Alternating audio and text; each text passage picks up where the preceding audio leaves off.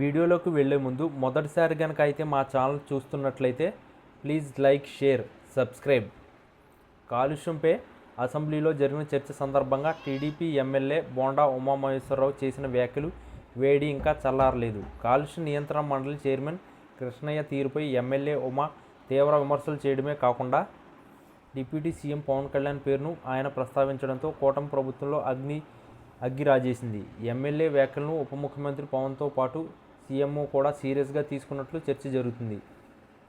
అసెంబ్లీలో చర్చ జరిగిన వెంటనే పవన్ తన సేఫీలో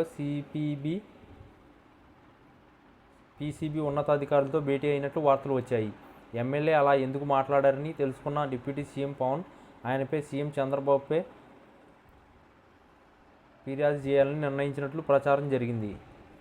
ఈ చర్చ తర్వాత అసెంబ్లీకి 2 రోజులు విరామం రాగా సోమవారం మళ్లీ సభ కార్యక్రమాలు మొదలైన విషయం తెలిసిందే. అయితే ఎమ్మెల్యే ఉమా వ్యాఖ్యలను తేలిగ్గా తీసుకొని డిప్యూటీ సీఎం పవన్ కళ్యాణ్ సోమవారం కూడా అసెంబ్లీలో తన ఛాంబర్లో అటవీశాఖ ముఖ్య కార్యదర్శి కాంతిలాల్ దండే, గ్రామీణాభివృద్ధి శాఖ కమిషనర్ కృష్ణతేజతో సమావేశమయ్యారు. కాలుష్య నియంత్రణ మండలిపై టీడీపీ ఎమ్మెల్యే బోండా విమర్శలు చేసిన విషయం గురించి వారి మధ్య చర్చ వచ్చినట్లు సమాచారం. ఈ సందర్భంగా అధికారులు మాట్లాడుతూ పీసీబీలో ప్రభుత్వ పర్యవేక్షణ పాక్షికంగా ఉంటుంది. పంచాయతీరాజ్ వంటి శాఖలపై ప్రభుత్వ పర్యవేక్షణ, నియంత్రణ ఉంటుంది. అందుకు భిన్నంగా పీసీబీ నిర్ణయాలు, విధులపై కొన్ని పరిమితులు ఉన్నాయి. పీసీబీకి చట్టబద్ధ అధికారాలు ఉన్నాయి అని వారు పవన్ను వివరించినట్లు చెబుతున్నారు. ఈ సందర్భంగా పవన్ మాట్లాడుతూ రాష్ట్రానికి పెట్టుబడులను ప్రోత్సహిస్తూనే కాలుష్య నియంత్రణకు నిబంధనలను అమలు చేసే బాధ్యత ప్రభుత్వంపై ఉంది. పారిశ్రామికవేత్తలు పారిపోయేలా చేసే పరిస్థితి తేకూడదని పవన్ అభిప్రాయపడినట్లు సమాచారం. కూటమి పాలన ప్రారంభంలోనే పీసీబీపై సమీక్షించి అన్ని విషయాలను నిర్దేశించాం. రాష్ట్రంలో కాలుష్య పర్యావరణ కార్యక్రమాల్లో యువత, విద్యార్థులను భాగస్వాములు చేయాలని నిర్ణయించినట్లు పవన్ చెప్పారు. పీసీబీని అడ్డుపెట్టుకుని వ్యక్తిగత ప్రయోజనాలను పొందాలని భావించే వారితో జాగ్రత్తగా వ్యవహరించాలి. పీసీబీ సిబ్బంది వారి విధులు ఏమిటి?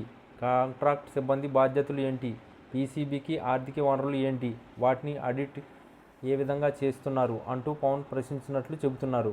అదేవిధంగా ఇప్పటి వరకు పీసీబీ పరిశోధన, అభివృద్ధిపై ఏ మేరకు దృష్టి సారించారు? జల, వాయు, శబ్ద కాలుష్య వివరాలను ప్రాంతాల వారీగా అప్డేట్ చేస్తున్నారా అన్న సమాచారం అందుబాటులో ఉంటుందా అంటూ పవన్ ప్రశ్నలు సంధించారని అంటున్నారు. వీటిపై సమగ్ర నివేదిక ఇవ్వాలని సూచించారని చెబుతున్నారు. మొత్తానికి టీడీపీ ఎమ్మెల్యే బోండా ఉమా లేవనెత్తిన ప్రశ్నలు, చేసిన విమర్శలు పీసీబీని గట్టిగానే తాకినట్లు ప్రచారం జరుగుతుంది. డిప్యూటీ సీఎం పీసీబీ విధులు, బాధ్యతలపై ఫుల్ ఫోకస్ చేయడంతో కాలుష్య నియంత్రణ మండలిలో ఊహించిన మార్పులు, చేర్పులు చోటు చేసుకునే అవకాశం ఉందని చర్చ జరుగుతుంది.